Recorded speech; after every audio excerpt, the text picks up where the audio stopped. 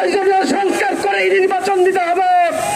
আমরা দেখছি বাংলাদেশে কেউ কেউ নির্বাচনের জন্য খুব তাড়াহুড়া করছে।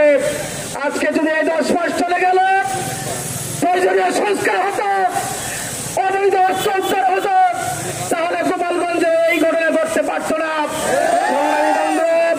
আমরা স্পষ্টভাবে বলতে চাই, যারা এই অবৈধ অস্ত্র ব্যবহার করলো, এ পর্যন্ত কয়জনকে গ্রেফতার করা হলো, 144 জারি করা হলো, জারি করার পরে সেখানে কয়জনকে গ্রেফতার করা হয়েছে, কয়টা অস্ত্র উদ্ধার করা হয়েছে, আমাদের জানার বিষয় রয়েছে।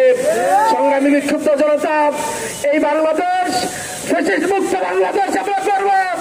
বাংলাদেশের জামাত ইসলামীর আমির জামাত আগামী 19 জুলাই ঐতিহাসিক সোহরাওয়ার্দী উদ্যানে যে জাতীয় সমাবেশের ডাক দিয়েছে, সেই সমাবেশে নেতৃবৃন্দ ঘোষণা দিবেন এবং আমরা ফ্যাসিস্ট মুক্ত বাংলাদেশ নির্মাণ না করে আমরা ঘরে ফিরব না ইনশাআল্লাহ।